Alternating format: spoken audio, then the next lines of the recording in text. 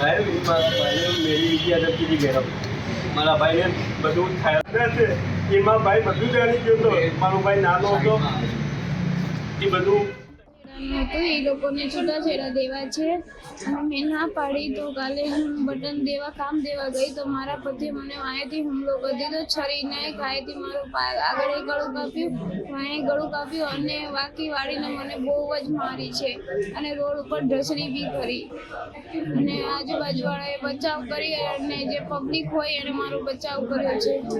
પબ્લિકે 108 બોલાવી લીધી અને મારા પોલીસ બોલાવી લીધી. જીવ લેવા હુમલો કર્યો છે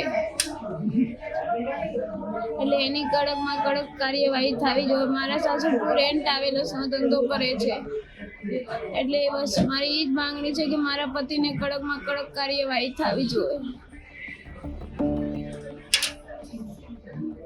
તારા કારણે મારો ભાઈ મરી ગયો આવું કહીને અમદાવાદમાં એક પતિએ પત્નીને છરીના ઘા મારી દીધા. 3 નવેમ્બરે નિકોલમાં બનેલી આ ઘટનામાં પતિએ પત્નીને વાળ પકડીને જાહેર રોડ પર ઢસડી હતી અને બાદમાં ગળામાં તેમજ શરીર પર ઉપરાછાપરી છરીના ઘા માર્યા. 3 વ્યક્તિએ વચ્ચે પડીને છોડાવવાનો પ્રયાસ કર્યો છતાં તે મારતો જ રહ્યો હતો. હાલમાં યુવતીની અસારવા સિવિલ હોસ્પિટલમાં સારવાર ચાલી રહી છે અને તેની સ્થિતિ સ્થિર છે. જ્યારે પોલીસે યુવકની ધરપકડ કરી લીધી છે. આ દંપતીએ આશરે 1.5 વર્ષ પહેલા પ્રેમ લગ્ન કર્યા હતા અને સાથે રહેતા હતા.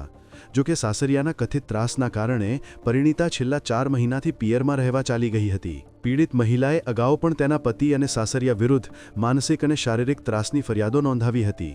જ્યારે સામા પક્ષે યુવકે દાવો કર્યો હતો કે મારી પત્નીના કારણે મારા સગા ભાઈએ જીવન ટૂંકાવી દીધું. હાલ આ મામલે પોલીસ તપાસ કરી રહી છે.